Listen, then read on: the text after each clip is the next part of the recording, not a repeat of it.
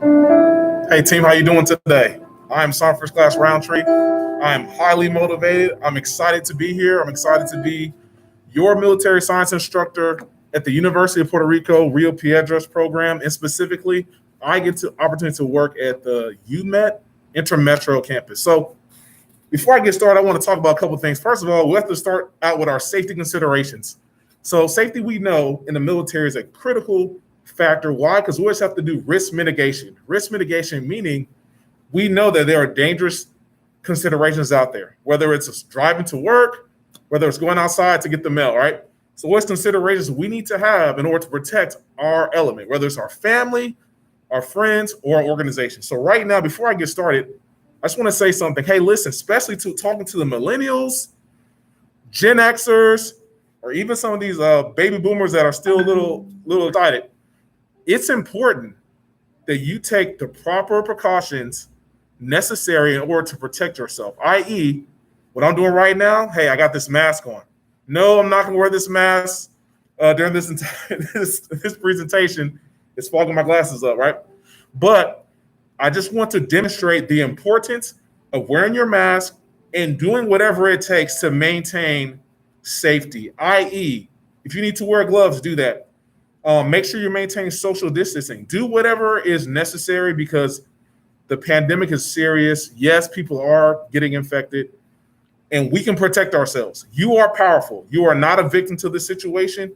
You can be that first line of defense, and it starts with doing something as simple as putting your mask on, maintaining social distancing, doing the proper hygiene, and making critical decisions, i.e., hey, do I need to go here?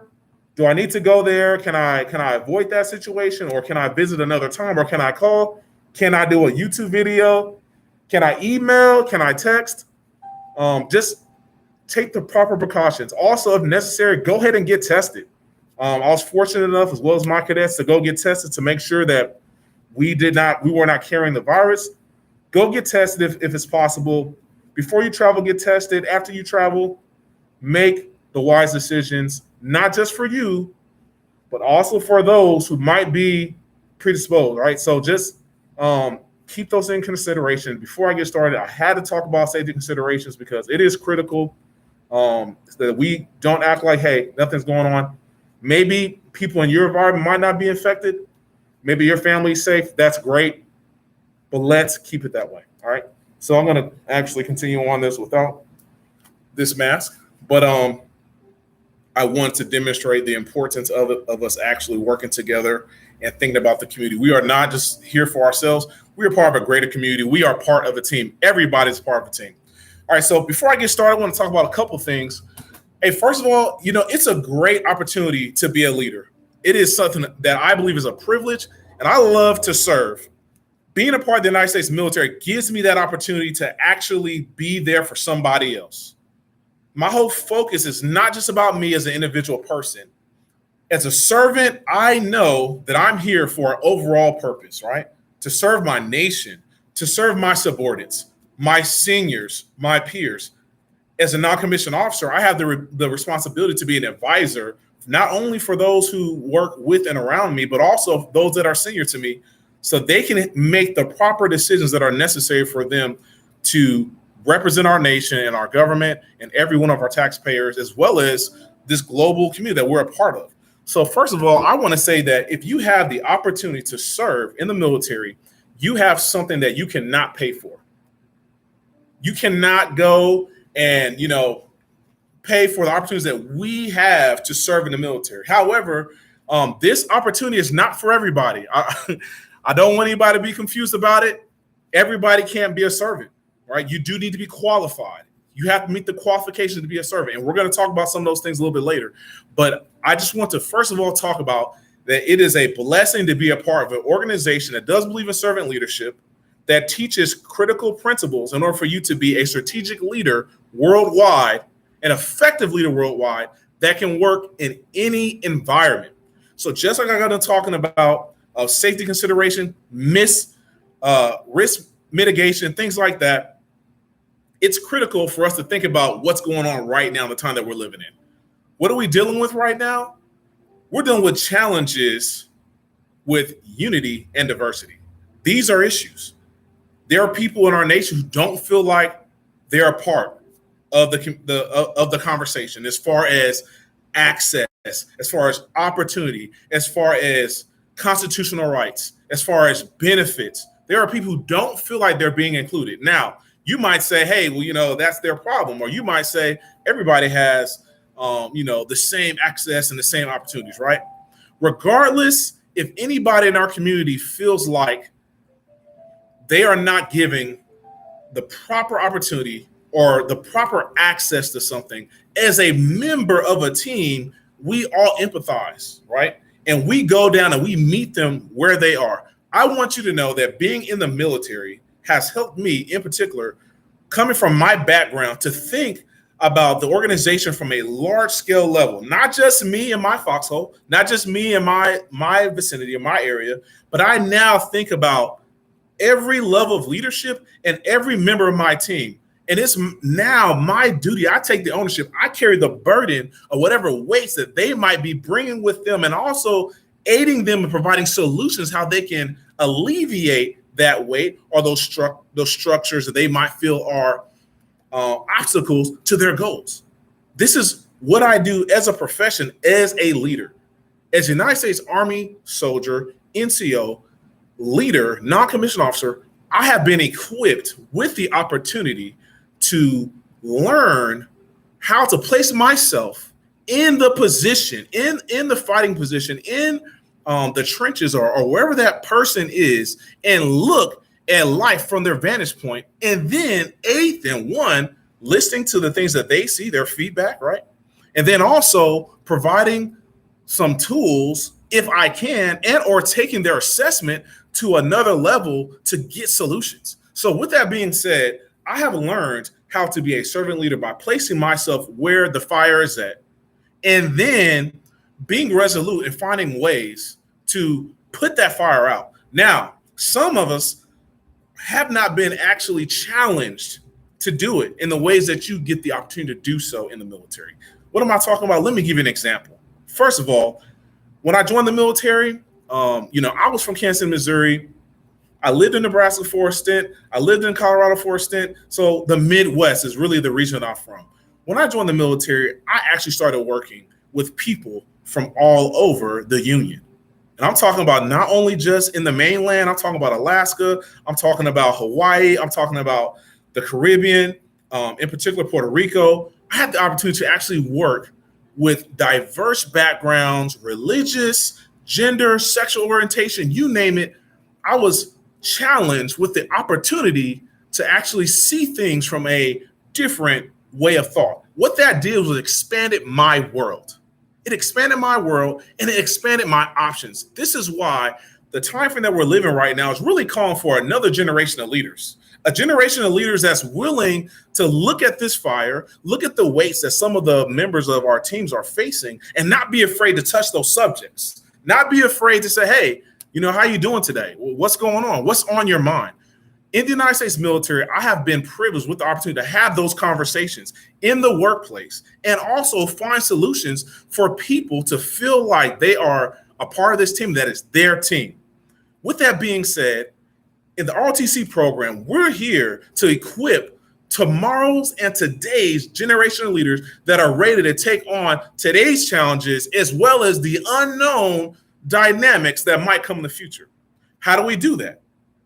How do we address those things? How do we actually equip these soldiers with these dynamics? It's through the art of military science. Military science takes on the world's greatest challenges throughout history and provides courses of actions, assessments, analysis of historical events that have taken place in history, as well as modern day approaches on how we can resolve problems that political leaders often are at loss on how to accomplish. When military policy is in effect, it's because why? Political policy has failed. With that being said, when I talk about that, let's just be honest. The task of responding to a natural disaster, that's a huge event, right? Who's equipped to do that? Well, we have FEMA. We have all type of organizations that do that, right? But we as military military professionals, officers and COs, we love challenges. We're the type of people when something's wrong, we don't run away. We're the one that we run to see, right? I.e., what can I do to help? What can I do to help pull this vehicle out, this person out of this burning vehicle or this crushed vehicle? What can I do to help somebody who's bleeding out? Can I stop their blood? What can I do to help somebody who's dealing with potential of flood and they need to find a way to get themselves or in key belongings out? All right. We're the ones that come in the helicopter. We're the ones that come and bring food, water, clothing, shelter. The United States military is an organization that's designed to deal with the most difficult challenges that our society faces. And it all starts in their ROTC program. It all starts in an environment where students are learning how to perform or how to lead or how to gain proficiency in their college field of study. In addition, we are equipping them with strategic leadership so they can not only be effective at what they pursue in their degree programs, but in addition, they are going to be effective at unforeseen challenges that might face the generations of the future. If we want to talk about military science, we want to talk about ROTC, there are so many names that we could talk about. Generals, presidents, political leaders who found themselves studying military science in addition to their field of study and went on to be the problem solvers of our time. What are going to be the problems of the future? We know what we're facing right now in 2020. What are going to be the problems of the future that one day you might have the opportunity to solve? In the military science program, you're going to have that opportunity to actually look in the past, evaluate the present, and also engage on the discussions of the future that you can be a part of that solution. I'm talking about economic solutions.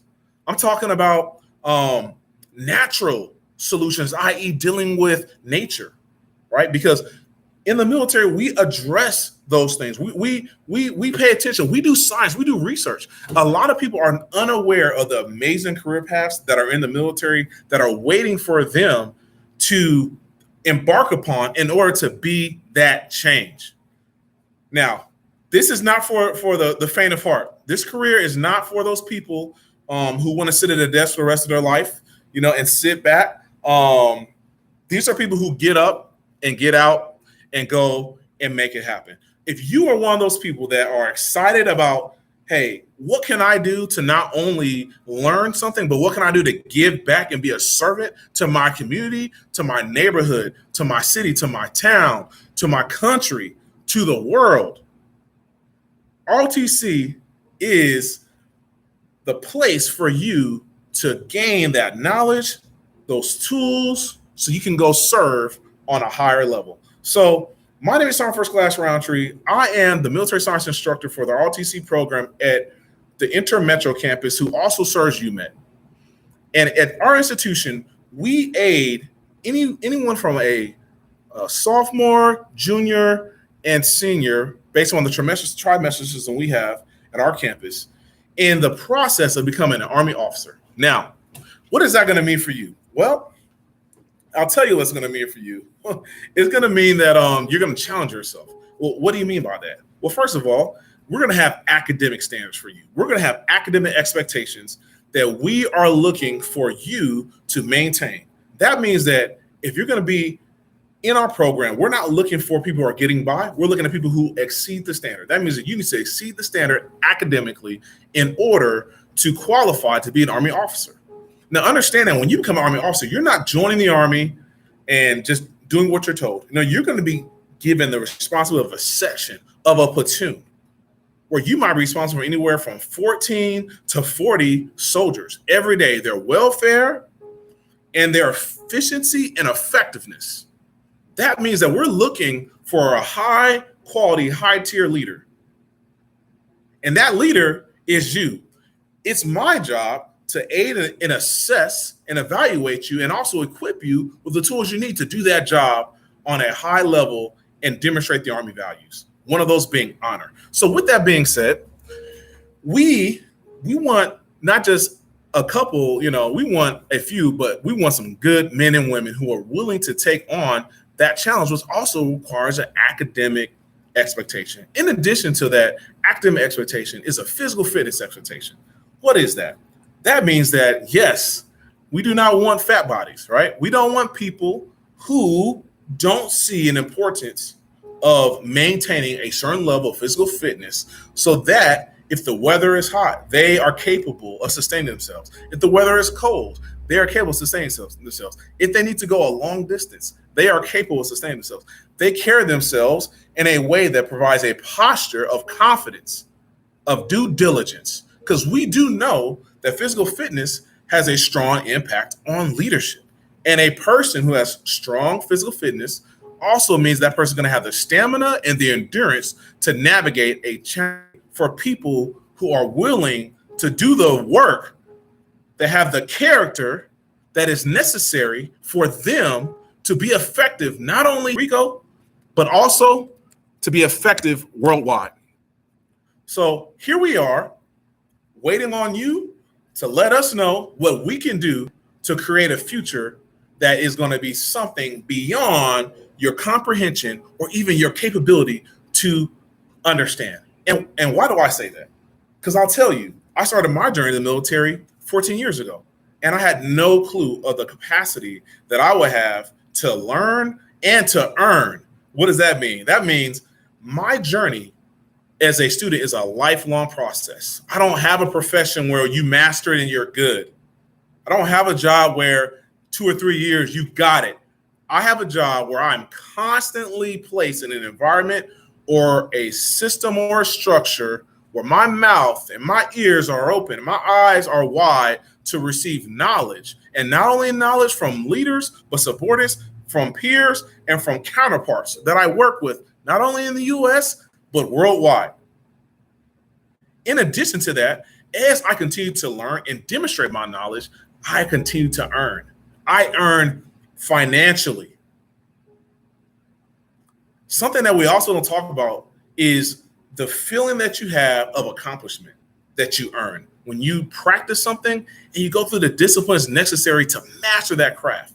So with that being said, I'm super excited that I have the ability to learn for a lifetime, and in addition to earn, i.e., I can pay and take care of my bills. I can take care of the needs of my family. I can travel. I can explore. I can share. I have the ability to give back economically. So it's important that learning, but earning. Another thing that we often forget about is pride. And when I say pride, I'm not talking about egotism. I'm talking about the pride of knowing that you can. And there's a confidence that comes with that pride when you know that you can accomplish something despite your fears, despite the dangers that might be potentially in or around the vicinity of your dreams and goals. In the military, we teach those principles. In the military science program, we aid that process for personnel who are in the college environment who want to kind of move beyond just being a student, but also being a servant and also being legendary. And that's right, legendary, because you are going to impact not only the lives of the people that you are interacting with in a program, but there are soldiers who are joining the military who are waiting for you to be their platoon leader, their captain, their colonel, their major, their lieutenant. They're waiting for you to take on that opportunity to serve. And it's my duty and it's my pleasure, my honor to be a part of that process. And on that day when your leadership has an eternal impact. So I'm excited. We're going to talk about a couple things today. If you want to catch up on some of the uploaded about the RTC process, if you're interested in becoming an Army officer and you will love to serve on a higher capacity, I'm encouraging you to go check out our Facebook page. Also, check us out on Instagram as well. And you're on our YouTube channel right now. So some of the things outside of what we do during the school semester is some summer training.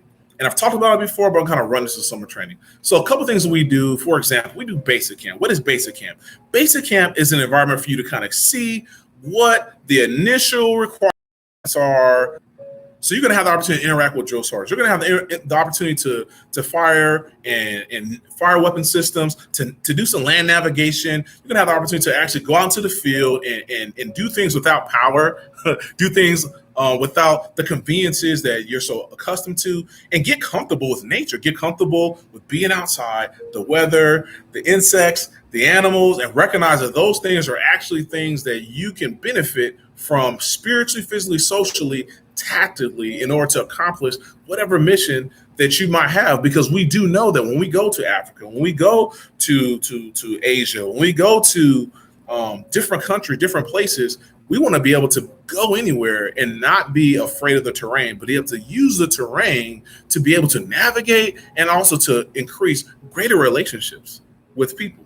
So it's super exciting that you get the opportunity to see the benefits of the sleep that you can get outside at night, to be able to provide that shelter for yourself if there's not a hard structure, to be able to look at the stars or to look at the terrain or to look in the environment and to be able to navigate from place to place without your Garmin or your GPS or your cell phone. So with that being said, we're trying to equip you in basic camp with the skills that you need so you know how to confidently navigate, interact, and be effective in a traditional Army environment that might be away from a rural or a city environment.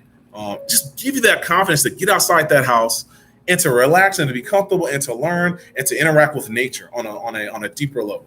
So aside from that, we have advanced camp. Advanced camp is going to be an environment where you're going to get to go and you're going to navigate and interact in a leadership position. That means that you went to basic camp, you learned the basics of soldiering.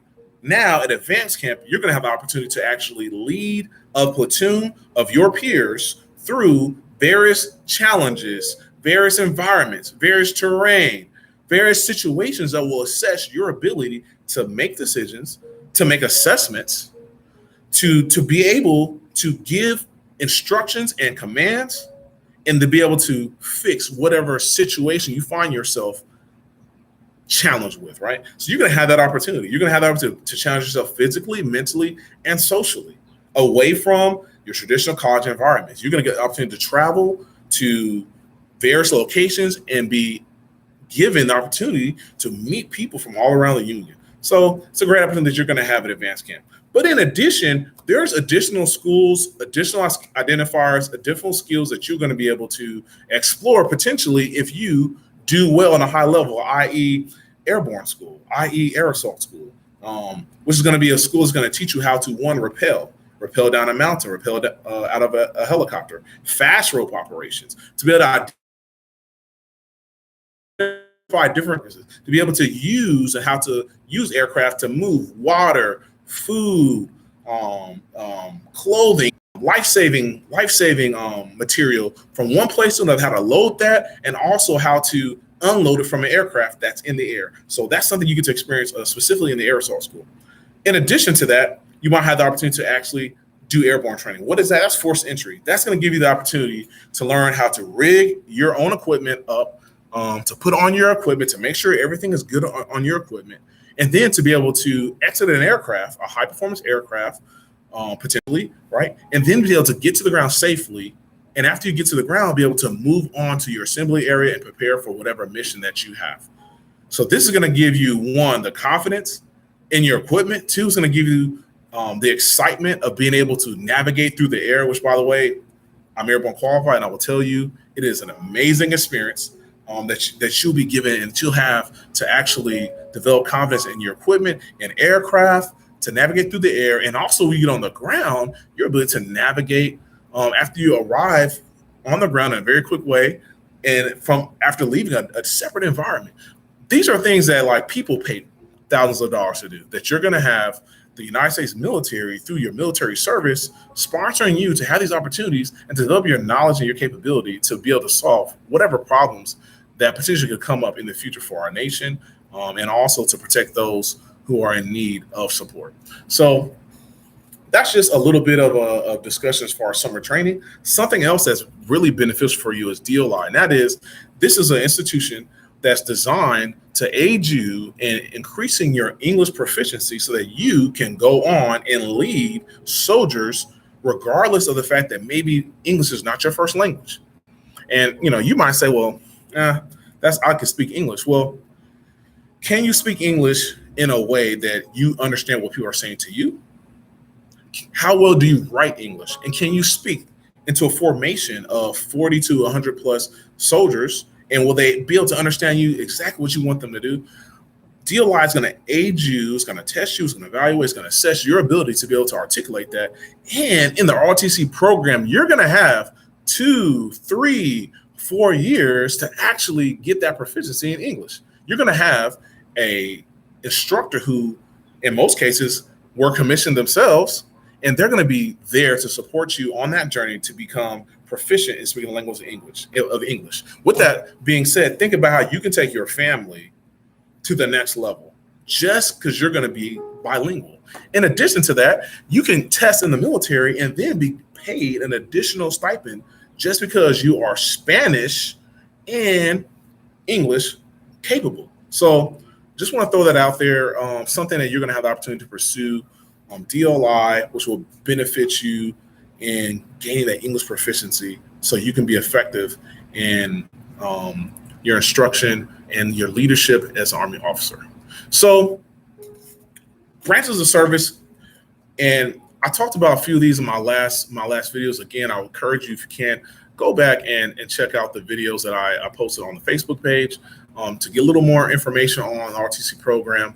But I'm going to move forward and cover some of the things that I left off with last time. So let's talk about public affairs. So public affairs is a branch of service that basically allows the civilian sector to see what we do in the military as professionals, as worldwide strategic leaders and servants. So as a public affairs officer, you're going to have the ability to, one, articulate, i.e. writing. So if you're a writer, if you're a journalist, if you're one of those people who's not really, about being behind the camera or in front of the camera, you can be a person who's responsible for editing and writing and producing products that articulate the amazing things that soldiers are doing. In addition to that, you do actually have those that actually stand behind the camera, the reporters, the people who are speaking, articulating the things that soldiers, officers, NCOs are doing.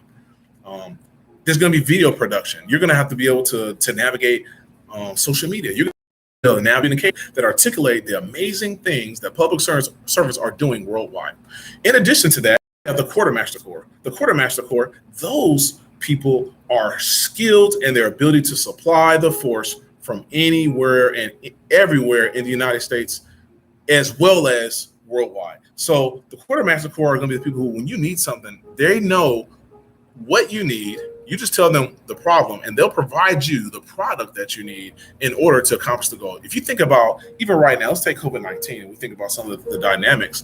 While some of us were self-quarantined and things like that, these people in the civilian part of the house were still providing food, clothing, detergents, soaps, all these different things. That still is something that we need every day, right? So we can't do anything. Even when we don't do anything, we still need things in order to make it. And that's the same thing that the Quartermaster Corps provides for the military. So you can take that experience and then move that to the civilian sector. You know that job is always going to be out there for you and available for you, but you're going to have that military service, and you'll be able to say that I did it in austere environments and I did it on a high level.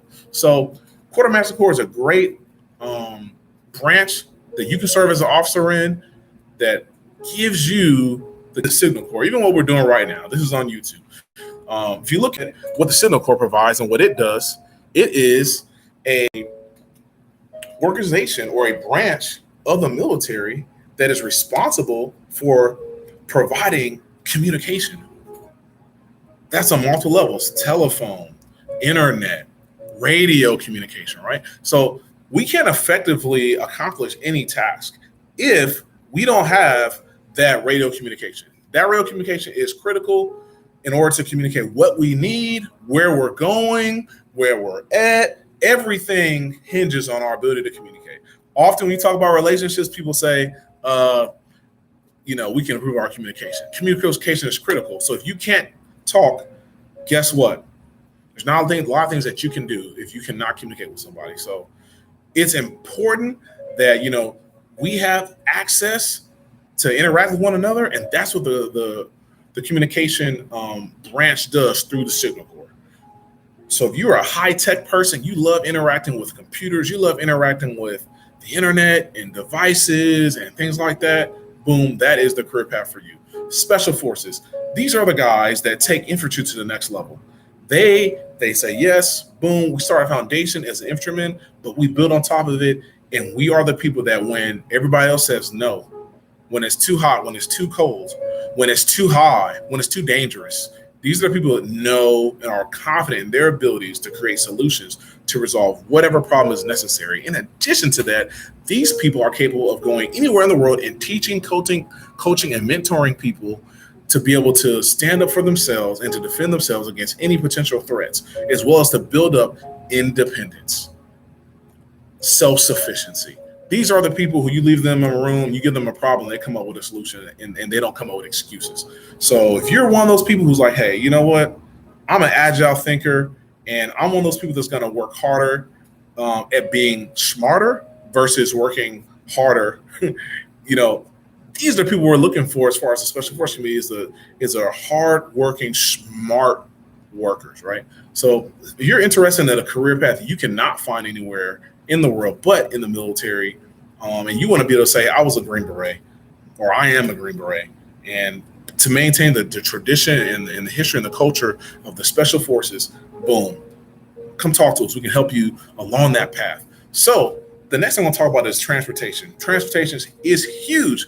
How do we get from point A to point B? How do we get equipment from point A to point B? How do we get food, water, and clothing, the things that the Quartermaster Corps has, to where the people who need it the most, despite the environment, the terrain? This is transportation. We know that transportation is everything. In the United States, if it's not on a truck, you're probably not going to get it. So with that being said, even in the military, and especially in the military, we have military professionals who are equipped and educated on how to aid in providing the supplies and support that is necessary through multiple forms of transportation, i.e. vehicle, ship, aircraft, and multiple high-performance aircraft, i.e. heavy drops, right? Or rotary wing aircraft, sling loads. There's so many different ways that we need to get the things that we need, even if it's the movement of people or the movement of equipment. Transportation, that's what they do. They're experts at that. And if you want to get some exciting training in addition to what you learn in logistics, maybe on the civilian side of the house, boom, come talk to us. We can aid you on that process. All right, so I'm going to talk about some of the benefits. That's beneficial for you if you're an ROTC cadet, if you're looking at joining the military, and you're excited about moving forward. These are some of the benefits that you're going to have. You're going to have high-level leadership management communication training. All right, you're going to get an additional interest and focus that you're not going to get in your civilian classes. You're going to get problem solving and strategic skills development, i.e., hey, here's a real world scenario. We're going to actually do some assessment. We're going to look at historical problems, and then we're going to apply different courses of action that we could use. We're going to look at things like measures of efficiency and measures of effectiveness. That's going to be some streamlined analysis and assessments of the things that we're doing and whether or not they're producing the type of things that give us the visualization of the accomplishment of that mission. We're going to talk about those things. In addition, you're going to be able to get scholarships. You're going to have monthly living allowances. I'm going to talk about that shortly. And then you're going to be able to enter the United States military as an Army officer, either on active duty, reserve, or a National Guard. And again, like we talked about earlier, you're going to get those free English. You're going to get your own English teacher, mentor, tutor, coach that's going to help you gain that confidence and proficiency in speaking English. So let's talk about scholarships, right? So in addition to whatever academic scholarships you might have, you can also gain some scholarships through the RTC program. Scholarships, we're looking for a GPA of a 3.0, be able to at least have an APFT score of 75% on each event.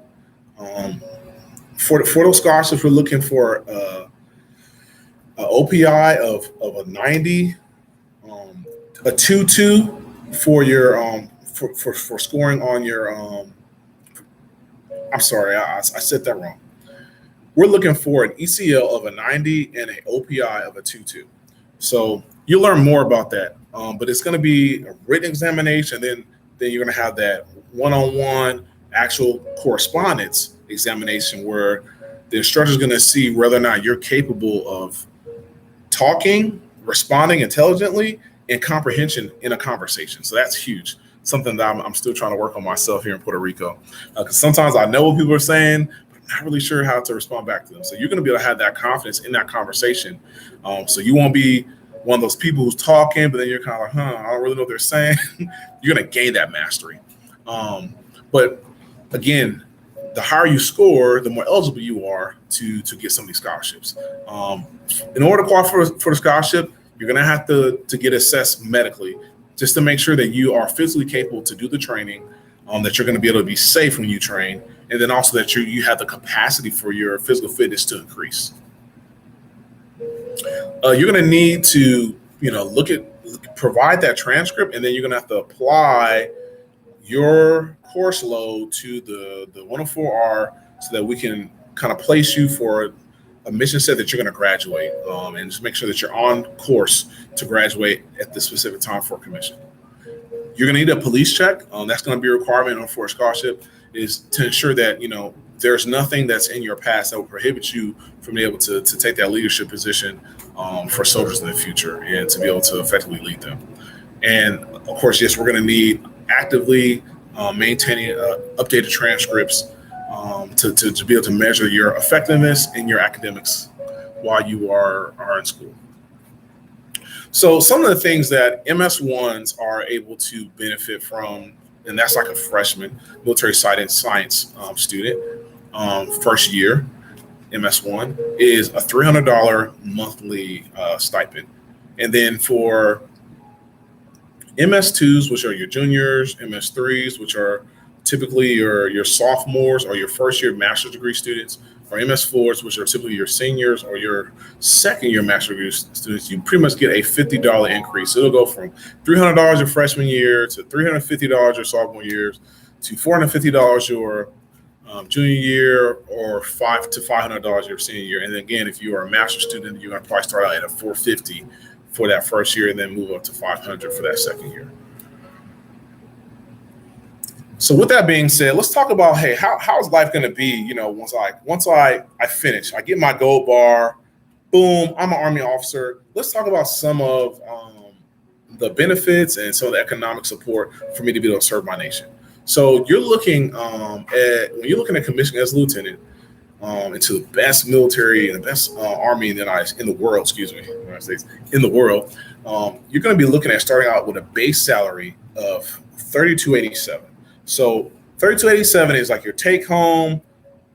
Nobody's touching that. And that is not including some of the things I'm going to talk about a little bit later, some of the benefits that allow you to sustain yourself without using your salary to take care of necessary expenses. And that's just for a second lieutenant in the military. You can look at potential pay increases every year. Give me 1 second.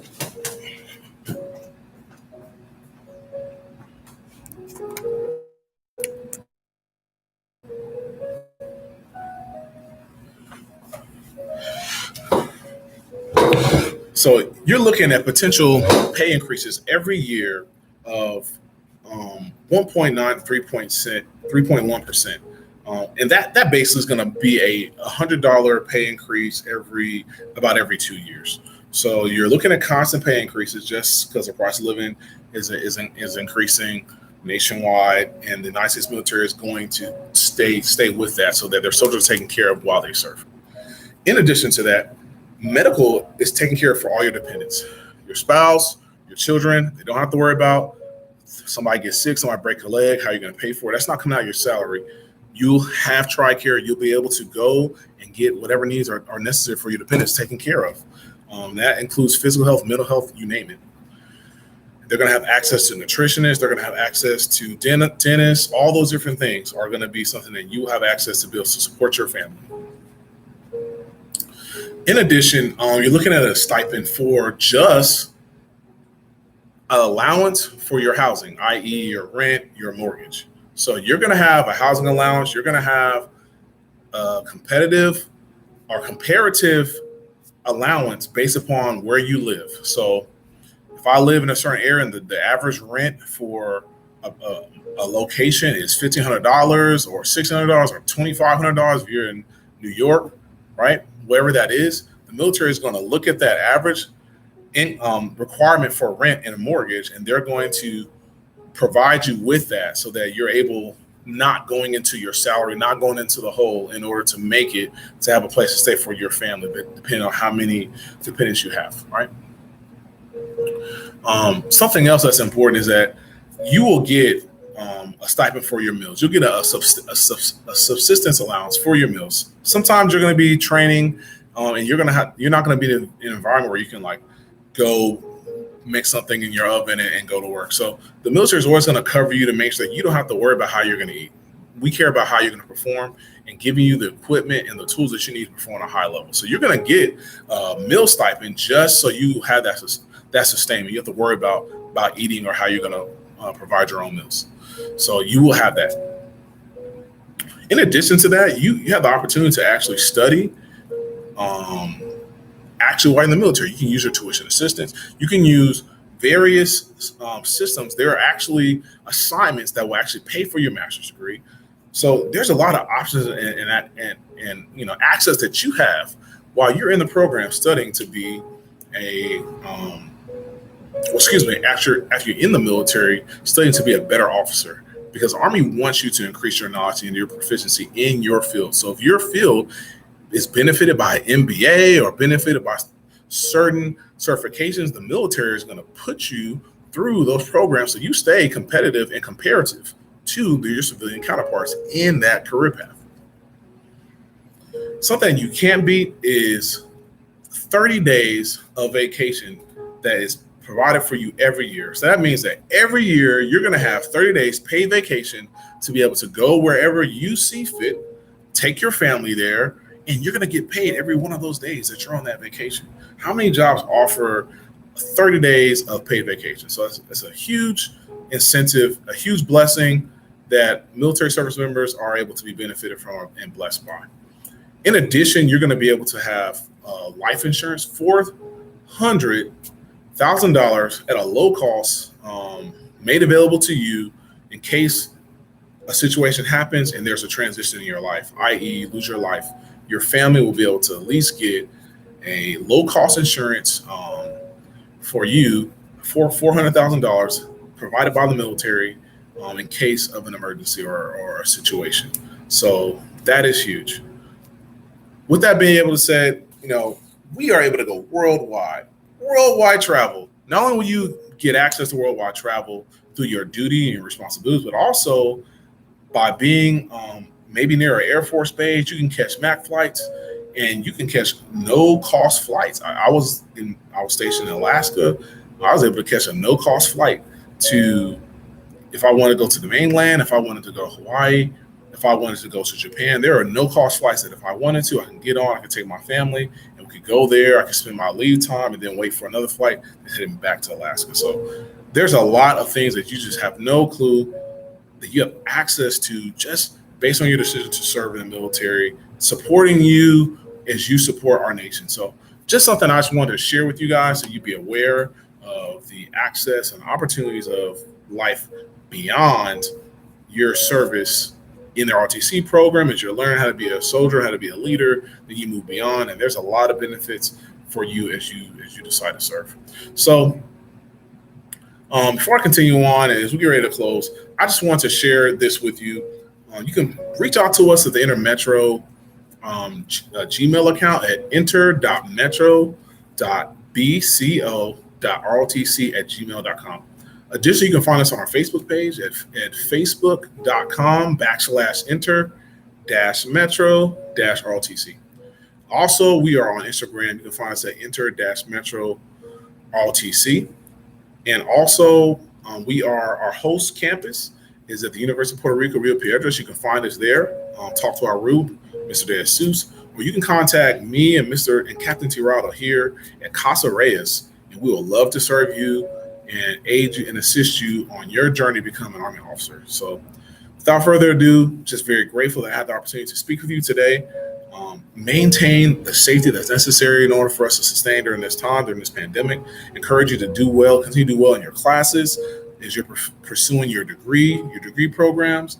And if you're ready to take on the career of being an Army officer, I, Sergeant First Class Roundtree, am extremely excited and ready to aid you along the process of your journey. Blessings to you, and you have a great day.